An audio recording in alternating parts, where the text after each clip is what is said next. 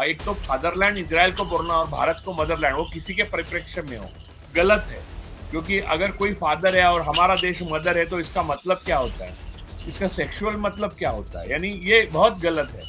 और वहां पाकिस्तान ने एक तरह से विदेश नीति में हमसे आगे जा चुका है। चाइना तो उनके साथ है ही, अब अमेरिका और ईरान भी उनके साथ है, हमसे ज्यादा है। तो हमारे लिए क्या ही बचा है अब। आप देख रहे हो कि आरएसएस के जो प्रधानमंत्री है वो, आप देख रहे, आपने जो जिक्र किया, फ्रांस में नाच देख रहे हैं, वहां हमारे जो नौसैनिक है उनके डेड बॉडीज पड़े हुए हैं, उसको वापस नहीं। और हमारी मित्र देश, जिसको वो मित्र कहते हैं, अब हालात ये है कि हम अमेरिका को एक तरफ से खुश करने में लगे हुए हैं। अमेरिका हमें जैसे चाहे नचा रहा है, जो कभी नहीं नचा सकता था।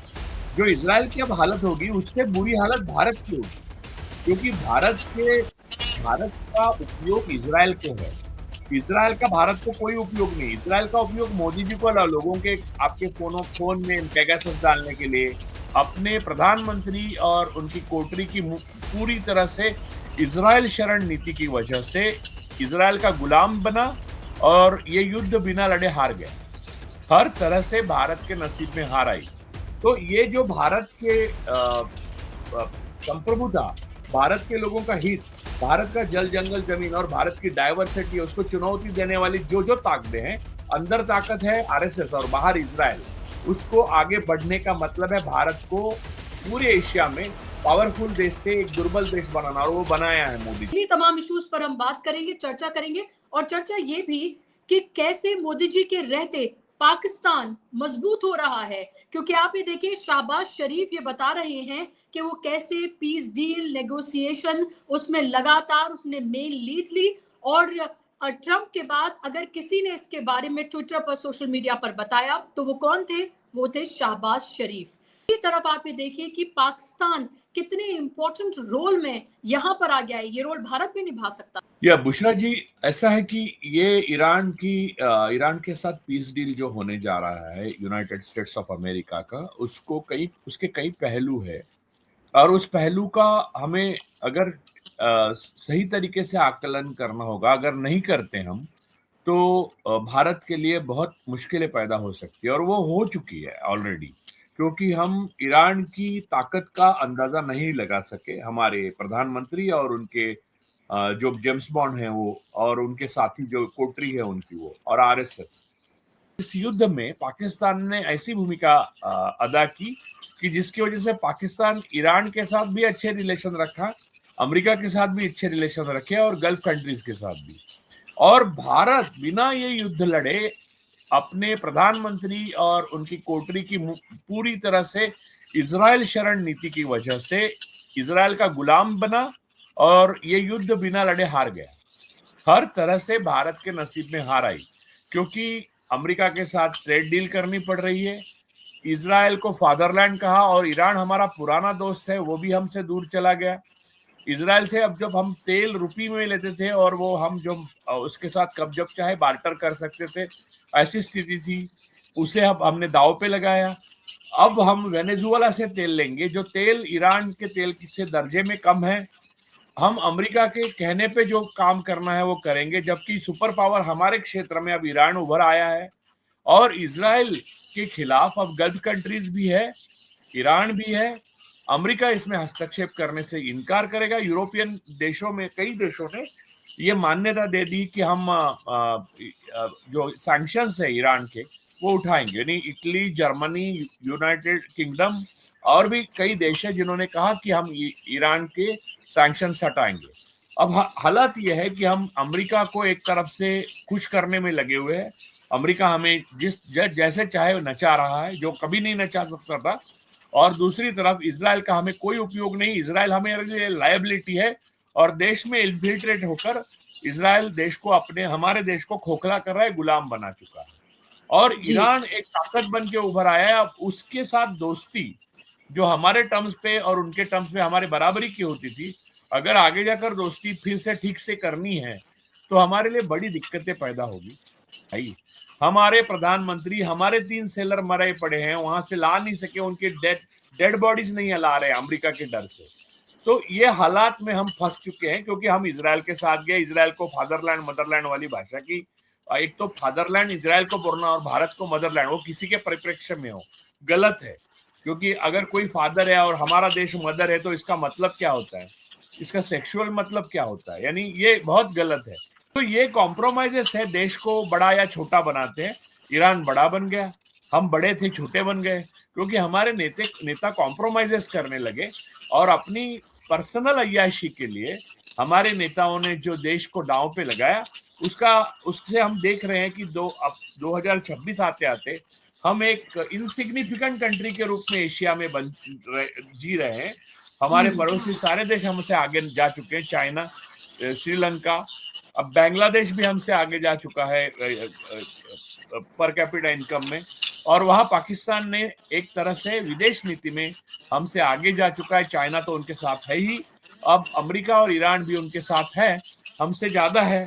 तो हमारे लिए क्या ही बचा है अब कि जो रोल पाकिस्तान ने निभाया क्या वो हिंदुस्तान नहीं निभा सकता था? दूसरा मेरा सवाल, क्या गलत टाइम पर गलत साइड जो चूज की गई है वो क्यों, और इसका नतीजा आगे भारत के लिए क्या हो सकता है? ग्लोबल साउथ का हम हिस्सा, ग्लोबल नॉर्थ के साथ हम न सिर्फ खड़े नजर आ रहे हैं, बल्कि इतनी बेशर्मी यहाँ पर लगती है कि वो सेलर्स ये कहते हुए नजर आ रहे हैं कि सिर्फ भारतीय जहाजों को निशाना बनाया जा रहा है। हम नहीं कह रहे, बल्कि वो सेलर्स कह रहे हैं। वो कह रहे हैं कि एक सेलर की बॉडी यहाँ पर है और वो 3 दिन से ऐसी पड़ी हुई है, हम उसका कुछ नहीं कर पा रहे। ऐसा क्यों हमारे साथ हो रहा है? और कौन निशाना बना रहा है? अमेरिका निशाना बना रहा है। मोदी जी फ्रांस में हैं, वहां पर वो नाच गाने का मजा ले रहे हैं, यहाँ पर जान जा रही है।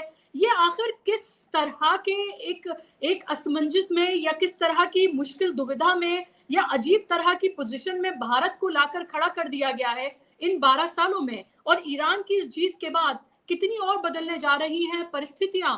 क्योंकि ईरान की जीत मतलब China, Russia, Pakistan, Turkey, America भी उनके साथ है। एक तरह से दोनों हाथ में लड्डू हैं पाकिस्तान के। तो इसको कैसे देख रहे हैं, इस जटिलता को कैसे देख रहे हैं आप? वो हो गया क्योंकि आरएसएस पूरा आरएसएस के रूप में इजराइल इन्फिल्ट्रेट कर चुका है देश की हर संस्था में। आप देख रहे हो कि आरएसएस के जो प्रधानमंत्री है वो आपने जो जिक्र किया, फ्रांस में नाच देख रहे हैं, वहां हमारे जो नौसैनिक है उनके डेड बॉडीज पड़े हुए हैं, उसको वापस नहीं। और हमारी मित्र देश, जिसको वो मित्र कहते हैं, वो अमेरिका हमारा मित्र देश एक्चुअली है, था 2012 में था, 2010 में था, लेकिन इंदिरा जी ने क्लैरिटी से कहा था अमेरिका हमारा दोस्त है, बॉस नहीं। आज हमारा अमेरिका दोस्त नहीं, बॉस है। और इजराइल से हमारा एक तटस्थ मित्र का नाता था, उसको तोड़ने की साहस वाजपेयी ने भी किया, लेकिन वो मोदी ने किया। उनको लगा मैं बहुत ये हूं। आज की तारीख में आरएसएस पूरा घुस चुका है, चमचे।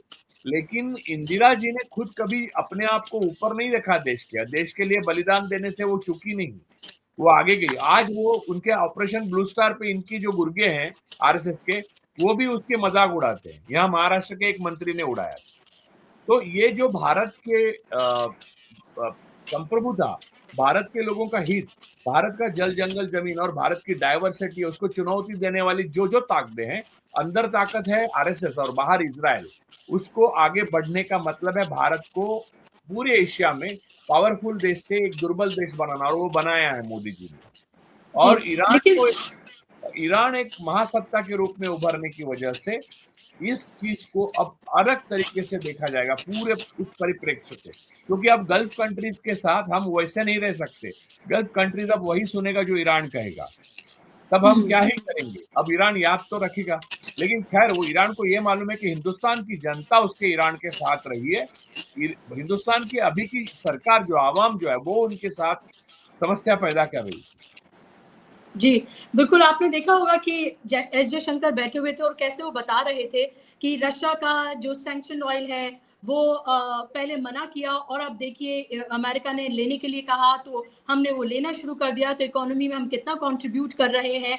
वो कैसे अपनी हार, शर्म और इस सब को भी किस बेशर्मी से बैठकर बता रहे थे, वो हमने देखा। लगातार हमने देखा कि अमेरिका अपनी टर्म्स को किस तरह से डिक्टेट करता हुआ नजर आया। आज वही अमेरिका घुटनों पर है, आज वही अमेरिका बेचैन, बेकरार कि कैसे ईरान उसके जो शर्तें तय हुई हैं उन पर सिग्नेचर कर दे, ताकि वो झूठे के लिए ही सही वो कह दे कि देखिए युद्ध खत्म हो गया। लगातार वो एयरफोर्स खत्म, आर्मी खत्म, ये करता रहा, लेकिन कुछ नहीं। ईरान ये बता रहा है कि हमारी टर्म्स एंड कंडीशंस पर ये सब कुछ हो रहा है और आने वाले 60 दिन बेहद महत्वपूर्ण। क्या आपको लगता है सबसे बड़े प्लेयर अमेरिका के बाद, क्या जिनकी हार हुई है, जिनके हाथ बिल्कुल खाली हैं, इजराइल, और क्या उसमें आप भारत को भी शामिल करेंगे? देखिए, एक तो सबसे बड़ी बात यह है कि अमेरिका हमारा हमेशा दोस्त रहा, लेकिन हमारे टर्म्स पे। वो बात इस बार बदल चुकी है। हम हर चीज के लिए अमेरिका की परमिशन चाहते हैं, और मोदी जी के एक मित्र हैं जो क्रोनीज हैं, उन वो भारत के लिए गले का फांस फंदा बन के अमेरिका के हाथ में गले का फांसी का फंदा बने हुए हैं। तो उनको बचाने के लिए हम बलि चढ़ रहे हैं देश। दूसरी बात यह है, उससे महत्वपूर्ण बात, कि भारत की जो संप्रभुता है उसको बरकरार रखने के लिए हमारे 2 प्रधानमंत्रियों ने शहादत दी अपनी, और हमारे जो राष्ट्रपिता है उनको मारा गया क्योंकि वो कम्युनल शक्तियों के खिलाफ थे, जो आज सांप्रदायिक शक्तियां आप देख रहे हैं। तो ये सारा जो इतिहास है, उस इतिहास का आदर करने वाला देश ईरान है, और इस इतिहास से कोई लेना देना जिसे नहीं है वो इजराइल है। वो क्योंकि एक प्रोजेक्ट है, वो टेररिस्ट प्रोजेक्ट, और नेतन्याहू एक वॉर क्रिमिनल है, क्योंकि उन्होंने बच्चे, बूढ़े, औरतें, निर्बल, बेसहारा लोग, इनको दुनिया भर में, यानी उनके हाथ में जो जो लगा वो हथियार लेके, फास्फोरस लिया, जो भी लेके जलाते रहे। तो ऐसे व्यक्ति के साथ आप माय फ्रेंड करके बात करना, और उसके छोटे से देश को, जो हमारे एक राज्य से भी छोटा है, उसे फादरलैंड किसी का बताना, ये अपने आप में हम एक उपदेश बनाने वाला है। उपदेश यानी सब कंट्री। तो हम इजराइल के सब खुद ही को मानने लगे तो दुनिया क्या ही करेगी हमारा। हमारा रिस्पेक्ट करने की पूरी दुनिया ने पुरजोर कोशिश की, रशिया ने की, ईरान ने की, ये समय में भी की, क्योंकि हमारे पूर्वजों ने जो काम किया है दुनिया में, उसका आदर करते हुए, भारत की जनता का आदर करते हुए, पूरा कोशिश सबकी रही है कि भारत का आदर निरंतर बना रहे दुनिया में। लेकिन एक प्रधानमंत्री है और उनके साथी जो हैं, वो भारत देश का आदर दुनिया में रहने नहीं दे रहे। और अब तो अंदरूनी राजनीति में वो जिस तरह से मुझे ऐसा लगता है कि एक राजनीतिक पार्टी नहीं, एक गिरोह की तरह काम कर रहे हैं। उनकी पूरी पार्टी और उनकी जो संस्थाओं में घुसे हुए आरएसएस के लोग, वो तो एक गिरोह की तरह अगर बिहेव करेंगे इंटरनल पॉलिटिक्स में, तो भारत की एक बड़ी और सबसे बड़ी डेमोक्रेसी के लिए रिस्पेक्ट है, वो निकल जाएगा लोगों के मन से। फिर क्या ही होना है। जो इजराइल की अब हालत होगी, उससे बुरी हालत भारत की होगी, क्योंकि भारत का उपयोग इजराइल को है। इजराइल का भारत को कोई उपयोग नहीं। इजराइल का उपयोग मोदी जी को लोगों के आपके फोन में पेगासस डालने के लिए, ईवीएम हैक करने के लिए, ये काम सब इजराइल करता है। मोसाद का ये सारे काम कराने के लिए उनको जरूरी, वो आरएसएस के लिए काम कर सकते। भारत के लिए क्या करेगा इजराइल? कुछ नहीं। एक ड्रिप इरिगेशन छोड़ के इजराइल के पास कुछ नहीं भारत को देने के लिए। और हथियार मोदी मित्र बना रहे हैं, अभी असेंबल्ड कर रहे हैं देश में, और वापस इजराइल को ही लड़ने के लिए दे रहे हैं। तो ईरान के वॉर में जो क्रोनीज है मोदी मित्र, उनका भी बड़ा हाथ रहा है। उन्होंने हथियार सप्लाई किए हैं, और उनके नाम बहुत लंबी एक लिस्ट है उनकी। और आपको पता होगा, ये यूएस के पास है, ये ईरान के पास है, ये इजराइल के पास है। तो कल अगर कुछ ये करना चाहें तो ये अमेरिका वो लिस्ट पब्लिश कर देगा और डिटेल्स बता देगा। तो इसलिए ट्रम्प साहब ने बोला था ना कि मैं आप भारत के प्रधानमंत्री जी का राजनीतिक करियर खत्म नहीं करना चाहता बात करके। तो वही बातें थी सारी। अब 17 तारीख को आने वाले दिनों में फ्रांस में प्रेसिडेंट ट्रम्प और प्रधानमंत्री मोदी मिलेंगे। तो आप दोनों की बॉडी लैंग्वेज देखिए, तब देखिए। अभी 17 आनी है ना, मैं अभी से बोल रहा हूँ आप।